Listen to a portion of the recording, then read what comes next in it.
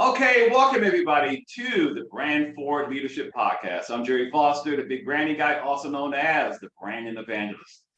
Every now and then, I come across someone who immediately just touches my soul and my spirit, and that is my guest today, Richard Blank of the Costa Rica Call Center.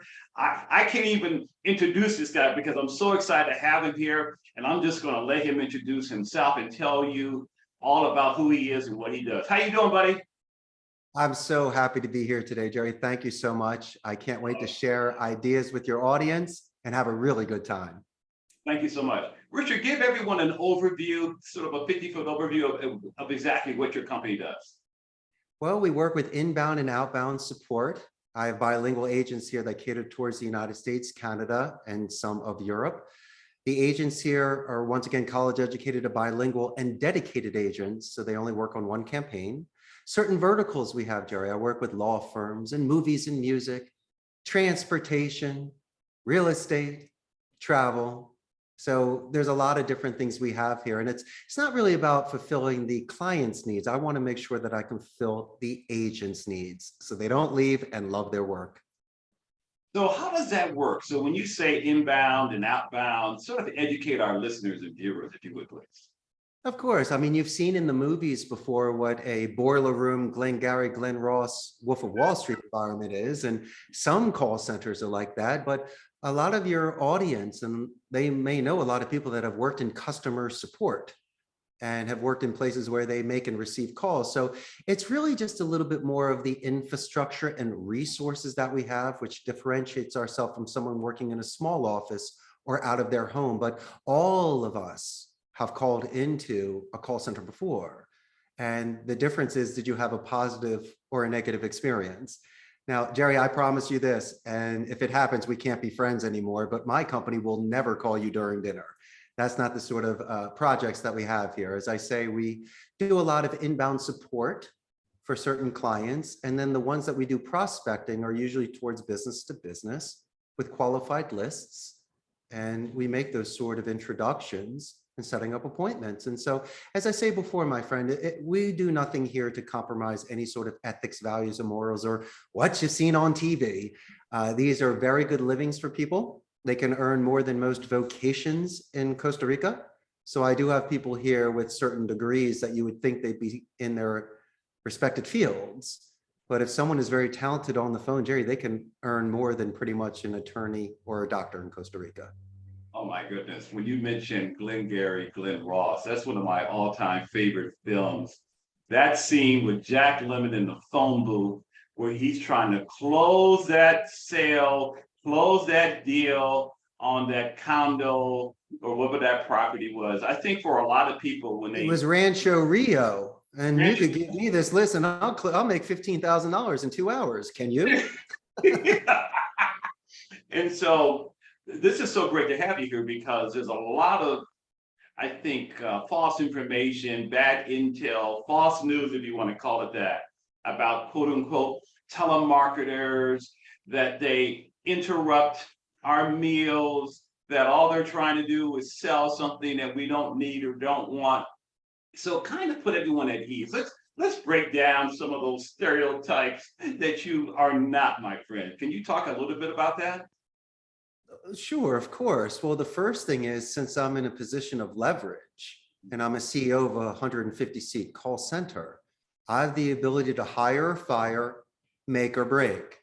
And I've decided to do the former. And so empathy is very important for me, Gerry, because if nobody shows up, I have no friends and there's no birthday party. So it's very important for me, especially on the first day, is to put in perspective that what they have done by walking into my call center bilingual first bears the mark of higher education. But secondly, it's 10 times harder than what they're about to do. And secondly, since they have invested their youth in English, as I have my youth in Spanish, I understand the importance of vocabulary, not just dichos or expressions. I emphasize the thesaurus so they can learn more similes to be able to expand their vocabulary and to be able to be more descriptive and understood. And so these are the sort of soft skills and the sort of environment and the culture that I've created where they see additional value at being at this call center compared to just taking any other job. So I want them to get a return on investment in their English. But secondly, I want them to go home and tell their parents what they do for a living, because I'm in a very strict Catholic country and they have choices. And I do compete, Jerry, against the big boys. Amazon, HP, Intel, and Oracle is here. But what could be many differences that I have besides the technology and the equipment? I know your name. I'll break bread with you. I believe in a gamification culture. So I'm a collector, I'm an avid collector actually, of Ricola jukeboxes, pinball machines, and retro arcade machines. So I've created a neutral, positive environment where agents can meet other people from other departments. They can let off steam and recharge batteries, or how about this, Jerry? Instead of you coming into my office where I grill you, why can't we go downstairs and play 15 minutes of pinball and talk about your call? So I find that this happy medium has increased the morale of my call center. So that's the difference of how I would run a company compared to others. I start from the inside out. I start with the people, and all I want to do is delegate and promote them. That is outstanding. And you're touching upon the theme of my show here, which is brand forward leadership, because branding in its purest sense is not only setting yourself apart, but it's also being authentic and being able to connect with your audience in such a way where people are moved by you to want to talk to you or meet with you and so on and so forth. So in terms of your outbound calls as well as the inbound, is it primarily, you mentioned setting appointments. Is that what you primarily do, or do you also provide customer service, technical support? Kind of give us an overview of that. Well, absolutely. Well, the inbound call could be an existing client or a brand new client. So these agents handle that. And there's something called a queue where the calls go into. We make sure we have workforce management to staff it accordingly. If there is overflow, we look into that on the queue and to see what we can do in order to reduce that. Now, the outbound phone calls, if you have a moment, I could actually walk you through the structure of how I would do a phone call, which may assist those that are trying to build their business. And I can give you through the steps if you give me a minute. Oh, let's play. Yeah, I like that. Okay. Thank you so much, Jerry. Well, listen, let me just rip open my scalp here and I'll give you some secret sauce. All right. Listen to you. You're a branding guy. I love it. Jerry, my good man, I believe that the average attention span is 30 seconds to 2 minutes. So let's just use that as a base. Okay. Every conversation has an introduction, a body, and conclusion. It could be a 10-minute call that way, and also split up into 30-second to 2-minute intro, body, and conclusions. Okay, good. We have that structure. We're making an outbound phone call. I'm calling into the brand forward leadership company, right? So immediately let me ask you a question, Jerry. Do you have anybody that works there with you that may answer the phone, or an associate or an assistant at your company? Depends on what number you're calling, but if you call my cell, you're going to get a hold of me. Okay, but if there's somebody that's working number, yeah, you would get someone else. Yes. And what is that individual's name that works with you? Her name is Ara, A-R-A-H. She is my marketing director. Perfect. I call your company. Ara answers the phone. Hi, brand forward leadership. Ara speaking. I go, how's brand forward leadership doing today? So I'm not asking how Ara's doing today. I'm asking how your company is doing today. Naturally, she's doing well. And your company is doing. Let me stop right there, because brand forward leadership is my podcast. My company is Gerry Foster Branding, but that's okay. Okay, we'll let Gerry Foster Branding even better. I would say, Gerry Foster Branding, how's it doing today? I would say, we're doing great. Thank you. I'm using my anonymity in the beginning. I'm not anonymous the whole call, Gerry. That's kind of shady. But in the beginning, the first impression I give is saying the name of the company better than your top assistant. And so this individual likes me. And so obviously I got their attention. And usually they'll ask me the first question, what is your name, young man? And that is the buffer boomerang technique. What I'll do is I'll buffer the question and I'll say, hey, all right, that's an excellent question. Once again, my name is Richard Blank. So I take what you say, I show active listening, I repeat your question back, I name drop you, and then I boomerang it back as a +2. Buffer boomerangs can happen throughout the entire calls. So that's a great way to respond to somebody. So then Ara's very happy with me. I answered her question. I'm asking to speak to Gerry. She would love to transfer me. And I'd say, listen, I just want to let you know that when you transfer me, I'm going to let Gerry know how great you were. That's a positive escalation. It's giving a gift. So now I get transferred to Gerry. Gerry says, hi, this is Gerry. I go, Gerry, I just want to let you know your assistant hour. She's incredible. You still don't know who I am. I'm still doing the company name spike and the positive escalation. Now you're happy and go, yeah, she's the greatest. What is your name? Another boomerang. Gerry, I'm so glad you asked. Once again, my name is Richard Blank. So then we started the conversation. Everything's great. Gerry loves me. And so what I want you to do in the middle of the call when you're explaining your services, what I do, A, B, and C, and D, I don't suggest desert pitching because there's no oasis there. All you're doing is running and you have no way to get the positive or negative reinforcement or gauging the interest levels. And so I think everything that you suggest to the client should be taken as a dessert tray. Each one gets its own demonstration and you get to gauge the reactions. And so instead of going something that you would consider would be horizontal, now it turns into vertical and you can start stacking questions. So when I give you A, B, C, and D, I will go through each one. You liked A, wasn't sure of C, D, or E. That's fine.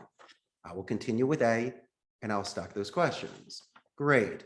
So then what happens in the middle of the call? The body. I still don't know you very well. And I don't know when to interject or when to speak. We have a technique here, Gerry. It's called phonetic micro expression reading.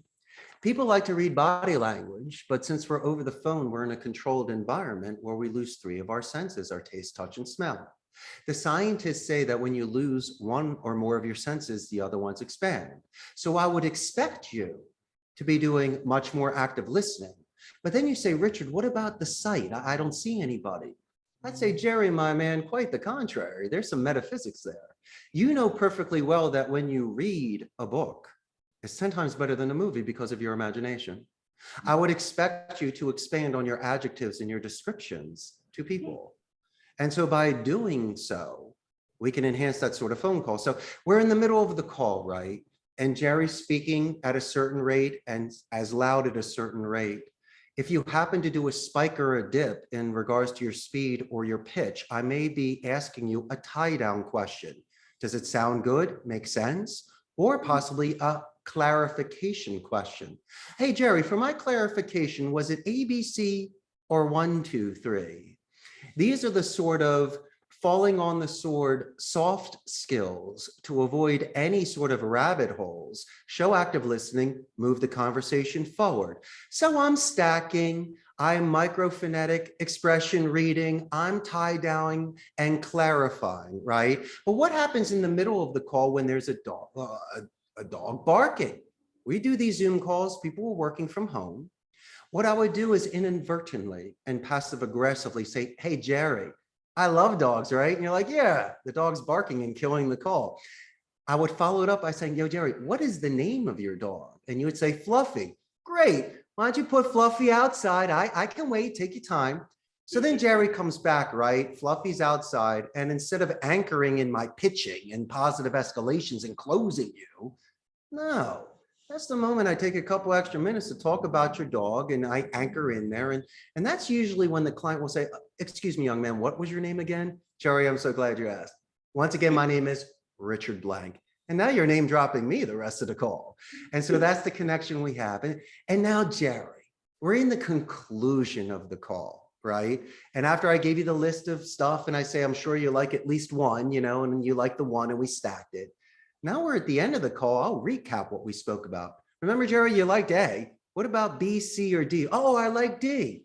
I just raked you again. And since you have me on the phone, why don't you ask me a couple more questions? It's just a double check, but I'm still not done. I like to review your information with military alphabet. Why? Because it's the cleanest form. And instead of ending the call, there's a very good chance you and I will continue talking about someone that you know that served, you might have served, my family served. And it's just a wonderful way to wrap up the call, but I'm still not done because once we finish that call, I'm going to write you a letter. And in that positive escalation, I'm going to mention this amazing individual, I know that has worked with you, that assisted me to get to you. And I'm still not done because when I call you back again, the Richard Circle is I'm going to be speaking to this associate of yours for the second time. And they're going to tell me, Richard, in 10 years, no one has ever written about me like that. Oh, And so that is the Richard Circle, tied up in a bow. That's a perfect 5-minute controlled conversation with 30-second to 2-minute intervals. And I think you and your audience will do exceptionally well with those skills. woohoo! My go, bravo! My goodness. You got my best. You are a master, and your brilliance just rises to the top in your choice of words. I can see why you're so successful. Richard, tell everyone about your story. You're the most interesting guest I've ever had. How did you get to this point? What's your story? This is even the more fun story. The pre-business Richard. Let's go way back. Let's go back to Northeast Philadelphia. Take us back to Philly, buddy. Yeah, man. I graduated Abington High School in 1991. I'm a very proud ghost.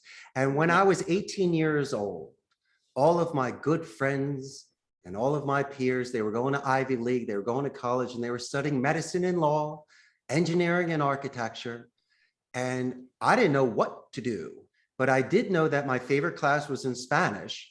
I got a college recommendation letter from the late principal Norman Schmidt and my Spanish teacher, Esperanza Galshak. And they said, Richard, go, go, go. Obviously you love it and it will do something for you. And so I chose the University of Arizona because of their communication and language programs. I was a bi major. I did Spanish, and I also studied communication, where it was public speaking, rhetoric, and nonverbal communication. I spent my junior year abroad in Spain. Now, I'm not talking 1 semesters. I did 2 semesters. I did August until June, and I did not come home during Christmas break. I had a walkabout. I did a vision quest. I met 50 people a day with 5-minute conversations from all over the world. I went as far east as Prague, as far north as Amsterdam, far south as the Pink Palace on the island of Corfu in Greece. And I also dabbled in Tangier, Morocco.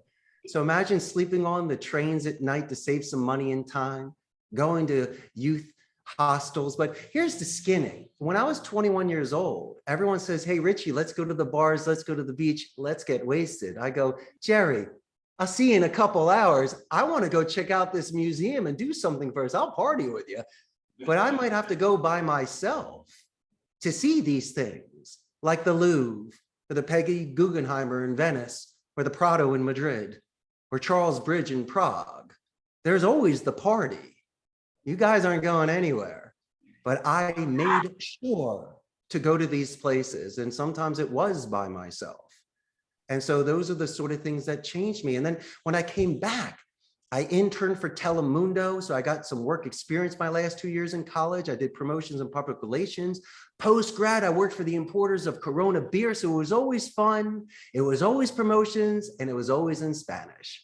And then at 27, I had the chance to come here. And you know, when that barn door is open, that horse is gone. We'll catch you next week. This is my home, and it's been this for the last 22 years, Gerry. Wow, that is quite a story, my friend. And I want to acknowledge you for the difference you're making in Costa Rica, because you're providing career opportunities for a lot of people. How big is your team? How big is your staff? How many, should I call them telemarketers? What's the proper word to use? And that's fine. And I will definitely break that down for you. Besides giving employment, oh, no. You and I are feeding families. And we're also a guest in this country. And I follow not only their labor laws, but I've learned their language, their customs, and their culture, and their traditions, and I respect that. And so that's why I've been embraced. But no, let's show the structure of a call center. You have multiple departments. You have a IT department. I have a chief technical officer that's been with me for 10 years. And this man grew from the ranks. He started off as an agent. And during the last 10 years, he's been studying Cisco. And when the opportunity arose, of course, he was being promoted. Yeah, but bring in a specialist. That's why he's a specialist, in case I need him. But the one guy that's here, that's my rock, that's earned it. That's sort of promotion, because that's what he's studying in school. It was my pleasure to offer that position. My general manager has been with me for 12 years. And this individual lived in the United States for a while in New Jersey, so it was easy for us to get along as well. But no, no, no. They earned their stripes. And during COVID, there were times where people I expected to step up to the plate that disappointed me so. And some freshmen or people that were just amazing agents showed me character and resilience. And so they became promoted. But no, there's about a 10 to 15 to 1 supervisor to agent ratio. And amongst those agents, I find team leads because they are capable of being molded and guided into being future supervisors. And so little bit, I will delegate a report, a training, a coaching session, maybe help me write a script so they can dabble in what it would be like to be an executive and to see what sort of feedback and work that they do. And it's done on merit because I love promoting males, females, any age. You could be brand new first day or been with me for 10 years. But if you have the certain skill set that I'm looking for, I will put as much wind as I can in your sails and see how quickly I can promote you. And so the HR department is important because once again, we're willing to bend and give second chances. But if you're breaking the labor laws, there is nothing I can do for you. So that is taken into consideration. Every department's important. I believe in synergy, which means all parts work together for the common good in the whole. And as much as you think that when we celebrate a birthday and I'm cutting cake for someone that's been with me and it's all the supervisors, guess who else is invited with that? The person that's been cleaning the office, you know, the individual that makes sure this place is spick and span, they're invited to those as well. I don't know if the word is janitor or criado or however you want to put it, but the guards, the people that work in our diner, the ones that clean this place and take care of this place are just as important as me. And so when we break bread together, it's not about seniority levels and titles. These are individuals that are coming together, that work here together, that stand together, get the same slice of cake as one. Don't give me the bigger slice. I don't want 2 scoops. I get the same as everybody else, and please serve me last so everybody can have theirs first. And that's what I do. And when people come back to work the next day and they can recharge their batteries here, Gerry, so they can confront any challenges that they might have outside of the office, then I've done my job. Because as I mentioned, these young men and women take care of their grandparents and their parents. They have bills to pay. My friend, I hold that so sacred. You have no idea. You know, and thank you for sharing that because you're hitting upon something that lies at the core of brand forward leadership, and that is, who are you being? And we can talk all day about what we're doing, which is important, but what drives what you're doing is who you are. Yes. I mean, I'm seeing such an honorable person who cares and gives and serves and leads and delivers. Tell us more about you in terms of your thoughts, your philosophy around what a true leader in your space, or maybe it's other industries as well, but we can focus on your space, how that person should show up, because there's some real lessons and kernels here from you on this whole thing about how to stand for brand forward leadership. What are your thoughts on that? If you can't settle on yourself and make yourself balanced and focused, how could you expand and assist others? So what's very important for me is my own me time. I wish I had the discipline to do Eastern meditation, but I don't. But I have other things that I do that enables me to decompress any sort of distraction and stimulation by putting the phone away. There are 3 things that I do every week that I have to do. I have to wake up every day at 5:30 and hit the gym. So I'm in there for about 2 hours. So I feel good about myself and can get my thoughts. I also love washing my convertible car on a Sunday. So I enjoy that as well. And I do pinball marathons. And so when I do these things, it orders my mind to expand. And then I can put things in perspective. And so things I might have overreacted to or did not react enough, it enables me to think about it and to go over it again. And so asking me what I do to prepare myself to come in every day, first is I drive to work in a convertible listening to 80s music. I mean, you have to do that. But I come here at the ready because my roots and my branches are stable. So as long as I'm cool and I have my center, I can once again extend that sort of attention and energy to others. But I am human. There are certain days where, there are things back 3,000 miles away at home that I can't get to immediately. And so that are things that I think about. But also at my age right now, I do realize, Gerry, that I do have responsibilities here. And it's not just about me. And so I am capable of balancing the two.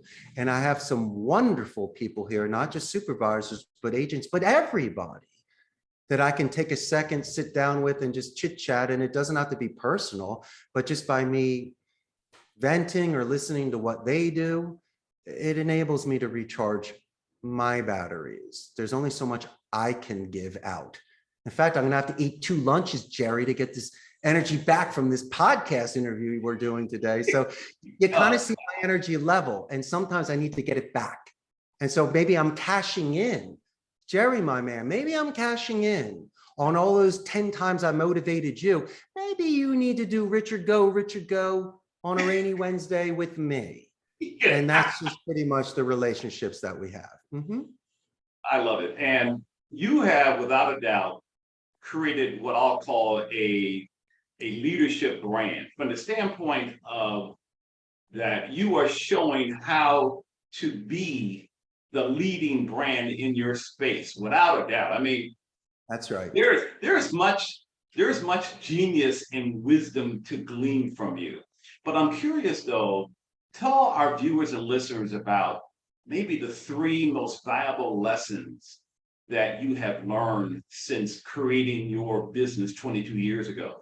It could be the bad breaks, the setbacks, it could be the speed bumps, the hiccups, whatever that is for you, that you feel could really help those who are tuning in how to be a leadership brand like you. I'll give you 3 answers: the client, the agent, and myself. How does that sound? Okay, go ahead. I would prefer if the client called me that they'd first judge me on merit, not price. I could recommend 10 places to do it half my price. That's number 1. I want them to follow the labor laws because we do things ethically here. And this is the way that I was raised by my grandparents. So there's no wiggle room on something like that, right?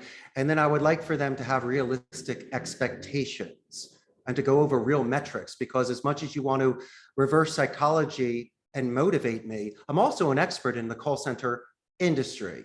So if you give me certain sort of numbers and metrics and expect me to make 20 calls an hour when there's an average 5-minute talk time on 12 calls, it's not going to happen. I can't increase time. But on the flip side, and I hate to do this, but sometimes, Gerry, I got to take them to school. I'll start asking them questions to see if they qualify. And when I compare apples with my infrastructure and resources and my experience, it's more of a consulting call on my end than a sales call on their end. And I usually gain the business from an educated point of view. Being forthright, I will lose some business in regards to budget because people go offshore to India and the Philippines. So that's what I had to learn with my clients. As much as I want to grow and earn the business, I also turn down twice as much than I accept, because I'm very selective of the campaigns that come in here, not for the client. I can fulfill any need. It's really for the agent, because if they're not satisfied, they're going to quit. That's number 1. Now, on the agent side, what I had to learn, and this is more of a cross-cultural sort of thing. I can easily express myself, and so can they, in English and Spanish. But let's just say, my man, there's a code red, something where it's not even on the phone. Something's happening off the phone at home or in their lives that are really becoming a train wreck. First, we don't cause a scene on the floor. Second is I'll bring them into an office. I will let them explain themselves in Spanish and then do it in English so they can do native tongue, home court, away court. Then I get to English and Spanish back so we can crisscross the 95% similar, 5% potential misunderstood. right? So now we're super good to go. If it's super, super code red, I bring in my floor manager to speak for me, because it's their native tongue. So I just want to make sure that everyone calms down, because if you've been with me for years, I am not going to let you pull Jerry Maguire and just quit. I'm going to fight for this individual. And I will also, and this is a cross-cultural thing as well, I'm going to put some Philly guilt on you. I'm going to let you know, hey, Jerry, you're better than this. Last week, you ripped 5 in a row. What's going on today? And you're also out of character. Where's Mr. Smiling? How come you didn't say good morning to me when you passed me in the game room when I'm playing pinball? What's going on today? And so I will hopefully be able to readjust them and work with them. And so that was one of the things in the beginning where if I felt like I could do some Philly thing on them or possibly understand where they were coming from because they were speaking it in English, that's a huge misinterpretation. I have to give them the benefit of the doubt to speak exactly how they feel most comfortable. And then finally, for myself, expectations. Fortune favors the brave. I'm more disappointed than I am angry. Why? Natural attrition. Amazon, HP, Intel, and Oracle are here. Jerry, I will lose people because of schedule, closer to their home, their boyfriend or girlfriend is working there. I don't know. You got 10,000 agents compared to my 150. So there's a lot of flexibility there. And so you'll never get somebody leaving because I defaced you on the floor, embarrassed you, did not prepare you, nor pay you. But this is what hurts. And it's okay. If you want to move on, expand, because while you're with me, my goal is to give you self-reliance and self-confidence so you can be better. My ultimate goal is to be the last boss you have. But working with me with these skills, if you have a chance to make more money and grow at some huge company or just have something you studied in college you can move on from, that's my pleasure. As other bosses I've had in the past put wind in my sails to get me here today. As I mentioned, Telemundo, they were incredibly influential in me in college. But what upsets me most is if you've been with me for years and you and I started strong and we're having a great run, all of a sudden I don't get a 2 weeks notice, which is a surprise to my client. I got to find somebody quick. You could have at least walked into my office and said, Richard, just want to let you know this has been wonderful. I appreciate everything. I don't need for you to kiss my butt. I didn't ask for that or a swan song, but my goodness gracious, after 12 pizzas, me promoting you, training you, you just can't even say goodbye. And so that's the sort of thing that disappoints me. And I've had people walk into my office and look in my eye and give me a handshake. And then I bump into them at the mall a month later with their family. And it's great. We talk about where they're going. But it's the ones that just disappear. They weren't raised well enough to look somebody in the eye and just say, thank you. And I'm old school. And I'm cool with that. And so my good friend, if anything and nothing, that's the one part that empathetically does from time to time surprise and disappoint me. I totally get that. I totally get that. I want to switch gears and talk about your clients for a moment, because I've been in the branding industry for 30 plus years. I like to tell people I started when Jesus was wearing sandals and dinosaurs were roaming the earth. So like you, my friend, I have a lot of experience and a lot of exposure. And I've been down the quote unquote telemarketing path myself.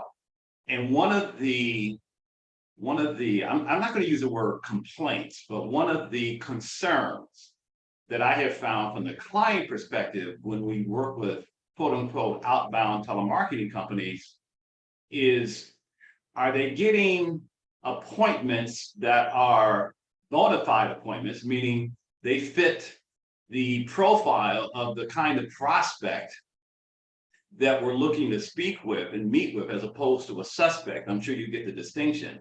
And then number two, are they not only bona fide, but are they going to keep the appointment? Okay. And then number three, is this person that we're meeting with someone that we're supposed to be meeting with in terms of whatever that criteria is that we both agreed to?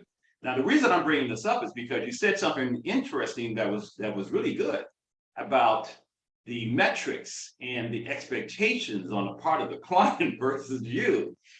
And I once told a telemarketer, and I said, listen, there's a difference between activity and results. Okay. So if someone says, well, this is what we are charging hourly, and you make calls, you do what you do, but what ends up are suspects, not prospects. They're not bona fide leads. They didn't even keep the appointment, and on and on and on, but yet you still want to be paid for your activity. You see where I'm going with this? And so I'm Absolutely. wondering, how do you balance this? Because you are a high level brand. I see that. You're about quality. And so you've got these agents that are working for you, and you've got the client, and you've got, you got to bring those two worlds together. Give me your thoughts about that, please. Perfect. And I think I got all of your answers up here, so I'm going to go through one by one. Let's start with the last one you did. We have I a knew you can handle it. I knew you can handle it. we have a dedicated hourly center, so I don't do a blended mix, paper call, paper minute, or paper conversion, or paper Okay. performance. And Okay. so what you're risking there is a very large attrition rate and ramp up times, because you might have agents that just don't want to work on that campaign. But a lot of call centers will take a paper performance campaign, hire their own agents, and run that risk and just get paid on what gets turned in and converted. Now, on my end, in regards to assuring that the appointment is qualified, I can't guarantee that the person's going to be there. We can talk about that in a minute. But we have a QA and a QC department, quality assurance or quality control. And what happens is there's things called KPIs, which are key performance indicators. Besides the soft skills, which I was mentioning earlier, which are very important to build rapport and convert calls, you're asking me to see if these calls are qualified. So I might go through at least a minimum of 20 sort of sections of confirming your name, confirming your company, email addresses, appointment times. Do you do X amount? Could you see doing this? So there's certain things you have the experience in. So if the client, if you're saying, wants to pay for that lead, if someone doesn't pick up, at least the agent at this paper performance center can back, and I've seen this, they can back it up with the recording by saying, Gerry said he's interested. He does 1, 2, 3, ABC. He confirmed locking in on Thursday. I'm good. I'm cooling. And so that's one thing we can do on our end. To assure the appointment, my suggestion would be to take an extra time to do some due diligence. So after qualifying this individual, we did mention positive escalation and writing that. So maybe we take a little bit more time to custom make that email to remind them about the appointment that's coming. You can make the phone call and remind their assistant, or once again, with this riding the wave and this momentum and fire sizzle, you're continuing this conversation that you've had earlier to that. Now, claiming that some people are just turning in bad leads. Well, I've seen bait and switch before. When we were doing real estate campaigns and they were mentioning a 3% commission, when we would call back, they're like, no, Richard said 1%. Not really, here's the recording. You did mention 3%. And so sometimes people will want something, or they weren't active listening, or they say, oh, didn't you call me last week? No, this was the first call. And if they're, let's say, using real estate for an example, they probably get a lot of phone calls if their house is on the FSBO. So they may confuse me with another Richard that offered another program. And so that's why when we back it up with these recordings, if we have specific structure with our client to ensure that the minimum of qualifying questions would be in there for the lead to be qualified, we would listen to the recording to ensure that the agent properly represented your company in the best light, did the soft skills we discussed, the buffer boomerang, the other advanced techniques I mentioned, but making sure it's not just a hedging, yesing conversation to get you off the phone. And these are the sort of things, as I mentioned before, instead of making 100 calls a day, Gerry, they're making 90 to ensure that that extra couple minutes will qualify that lead. And it's not even qualifying the lead. 10 guys call you to get the lead. I'm the only one that mention Fluffy on the call. Mention your assistant on the call.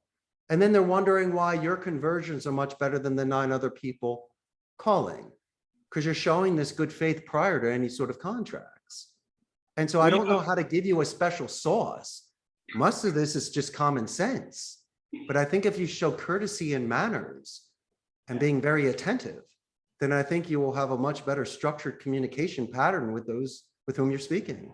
Mhm. And I totally agree with that. And I think your secret sauce is that unique blend of how you bring together all of these elements that are part of the Richard Bland DNA. It really that's really what's speaking to me here because you, my friend, are a true thought leader.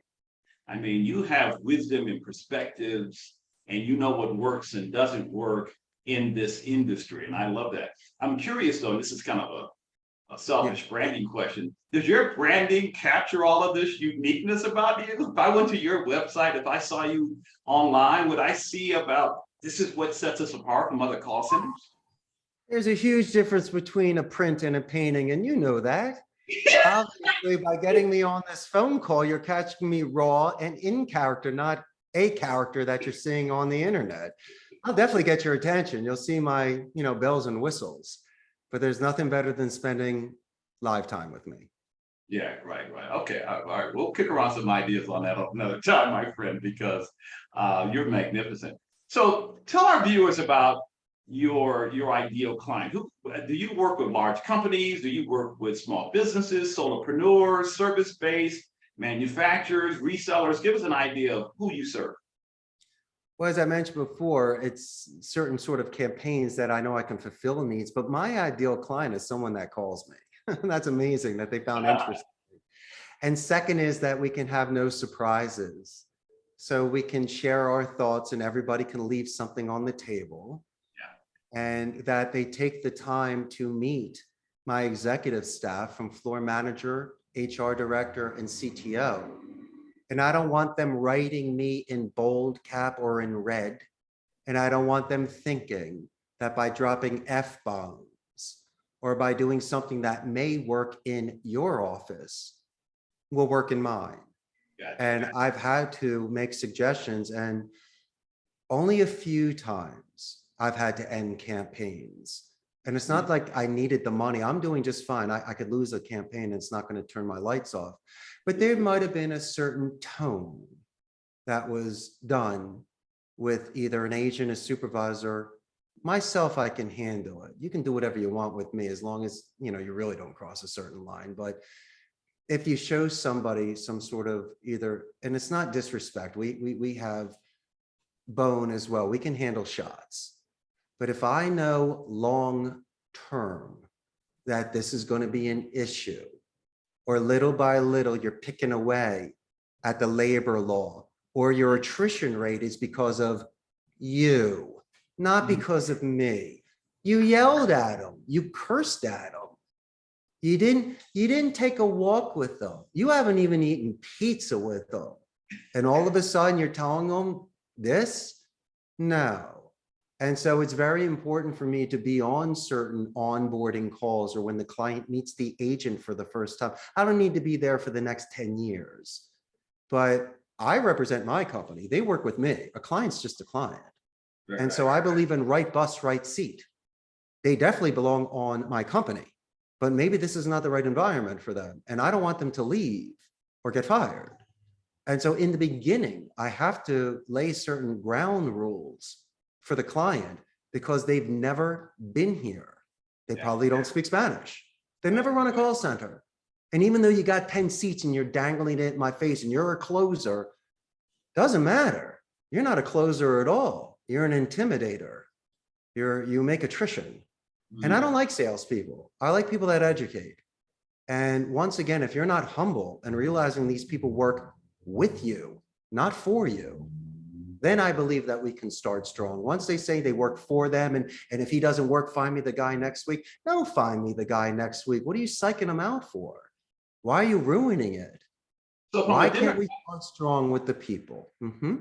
Okay, very good. So I just want to piggyback on something. So from a demographic standpoint, are your ideal companies of a certain size? Are they in English-speaking companies? Are they manufacturing companies, service companies? You see where I'm going with that? It could be anything. I just don't like to take very high-tech support because if I can't personally do it on the phone, it's difficult for me. And a lot of the companies do have specialists at corporate that handle those sort of accounts. What we take is usually overflow, or if they're downsizing in the States because of the real estate That's one thing. Or if it's a brand new company that is scaling, but they just don't have the infrastructure to do it. And you were mentioning earlier, my friend, that in the United States, it's difficult to find people. Now, it depends on the vocation. A lot of people in the United States see call centers as a transitional type of job, while in Costa Rica, it's a second language, so there's that stimulation. But I did mention it's very lucrative. So somebody here can earn exceptionally well working at a call center. Mhm. Nice. I like it. So do you use social media for lead generation, or I mean, I how do you? do. Okay. I'm Okay. quite heavy, especially with nearshore Central America telemarketing call center. I pop Yeah. up. I'm very good that way. And but it's really more towards referrals. I've had clients work with me that mention it to their friends, or there are other organizations that I've joined without pitching anything. And people just through our friendship and knowledge sharing will then mention my abilities to somebody.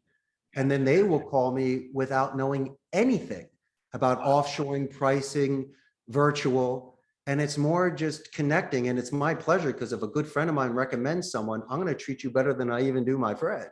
And Yeah. how I've done this for 14 years, it's been a snowball's chance. And it's a 1 in a million shot where these stars became aligned. This should have never happened. How does a boy from Philly come to Costa Rica and start a call center? I don't know. But this is what I do know. It was positive reinforcement from this community, from this country, and from the agents that work with me. And so as long as I have this sort of momentum, right, then I can understand what thriving is all about. There you go. And I said 22 years. It's 22 years in Costa Rica, but 14 years as a company. I want to make sure I got that right. That is correct. I worked at my friend's company for many years initially. And then when I realized I was mature enough and had a little bit of money saved, Okay. I was there. But you want to know the cool thing, Jerry? Instead of starting off as a C-level executive and learning the finances and contracts, I started off as an agent. I had skills, but I'm sitting with hundreds of in their mid-20s Costa Ricans that are bilingual on the phone. And so I was 27. It was almost like 13th grade for me. I got one more chance to have fun post-grad of college. And I learned everything from retention, customer support, search engine optimization for affiliate management, human resources, onboarding and training. And I didn't say that my friend didn't do a good job, but I saw by being an agent and hearing the gripes, the good and the bad, how to enhance the experience. And so by taking that 1 in a million opportunity, obviously, this was something I had to throw my hat in the ring and try. And I started by, I know what you're thinking. Oh no, I started by renting a seat. It was like a glorified internet cafe. And so for a couple $100 a month, I was renting a turnkey station in a big room where I had no privacy. And I was just ramping up seats. And then when I started getting about 3 or 4 dozen, I realized it didn't make financial sense to pay that sort of money, thousands of dollars a month, when I could rent my space, buy the equipment and build. And so after 2 years of doing that, I saved enough money to rent a space, put in 150 seats and build out a server room. And then 6 years later of those margins enabled me to build out a 3-floor building for 300 seats. So as much as I wanted to tell you about taking loans and mortgages and partners, I did it old school grandma way. I did it with cash. Yeah, Because if you bro. don't have it, then you don't do it. But it's not about the forward motion. What happened in 2010, and this is one of the bad things I did in business, was put all of my eggs in one basket. I went from 90 seats to 4. I built it back up, obviously, but this is the one thing I did do. I had enough acorns to last that winter. So I saved more than enough money to weather that storm. I didn't have to beg, borrow, or steal. And I realized that that's part of business, the ups and the downs. And one of them is to be financially stable. So I don't walk the roads yelling at people. If you take the account away, I can't pay my lights. Who wants to live like that? And so it might not be as flashy as you want it to be, or risk-taking as you want it to be, but I was just double and tripling down on my business and slow and steady. And that's why, my friend, you see the bricks behind me. there's also, spiritual bricks that gave me a personal, financial, and business culture foundation in order for me to compete in such a competitive industry for so long. Oh, yeah. We could have a whole conversation just on that path. We got to have a part 2 one day, Gerry, when you come and visit me. I tell you, my goodness. I mean, I'm almost breathless here because you have such depth in this capacity of entrepreneurship and leadership. And I just again want to applaud you and acknowledge you for who you are and the stand that you are for the people in Costa Rica. I mean, you are such a blessing to that community, and I'm sure they all realize it as well. They do, Gerry, and I appreciate that. But let me throw a compliment back at you for your brand forward leadership. First, you're like the nicest guy. That's number one. So I wanted to watch your show. You're so entertaining, I could sit through the show. And it motivated me enough, 3,000 miles away, to write you. So it's not about what I'm doing. I'm the wind in your sails as you are to mine today by allowing me to be here with you and your audience. And so we are friends, and we're going to continue to be friends. And I cannot wait to put this episode on my Facebook fan page and introduce you to a new fan base in Central America. And so it goes both ways, my friend. As much as I'm impressing you today, I gave you a good show and I'm glad I did. But on the flip side, you have done such great work prior to me being here. And everybody sees it looks easy, right, Gerry? Look at you today, but nobody saw what you've done off camera, all that dedicated practice you did, all the preparation you did in the last 30 years to get to where you are today. So I applaud that as well, my friend. Thank you so much. You're gonna make me cry. That's great. Please do. Come on, you'll get better ratings. Well, listen, for our viewers and listeners that are out there who are loving this and want to learn more about you and want to get in touch with you, exactly what steps should they take? First is they buy a first class plane ticket and fly to Costa Rica. That's number one. But if you can't do that today, feel free to give me a call, 888-271-6750. You may shoot me an email, CEO Costa Rica. One more time, say that number again, one more time, I'm sorry, yeah. I apologize, 888-271-6750. My email address, CEO@Costa Rica's callcenter.com.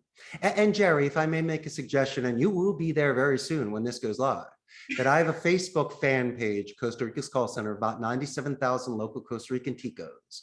It will give you a pulse on the business process outsourcing industry in Costa Rica, our democratic society, no standing army, 95% literacy rate, infrastructure. And so that's why we're a powerhouse in the BPO industry. And so not only will you see what's happening here with the call centers, you'll also see what's going on after hours, and we're so much fun. And so please take a look at that page. And when Gerry's there, make sure to like it as well, so everybody sees he's the man. And that's it, my friend. Now, can they find you on social media, anywhere, Facebook, LinkedIn, blah, blah, blah? If you put in the #1 telemarketing trainer, you'll find me. No, I'm only kidding. But if you go to Costa Rica Call Center, Telemarketing Costa Rica, anything that is revolving around my industry, or even pinball machines, Costa Rica, you will find me, because I'm very big in gamification. It's imperative that the agents play the games here and make friends. Woo! Wow, wow, wow. Well, listen, thank you again for your time and everything you shared. I look forward to our friendship, our future connection. I look forward to getting to Costa Rica. We're going to hang out. I mean, I'm looking forward to it and see how I can support you in what you're doing. And to our viewers, thank you for being here. You've got all of his contact information. And until next time, this is Gerry Foster, the big branding guy, also known as the branding evangelist, signing off. Take care. Woohoo! We stopped the recording. Holy cow. Man, that was great.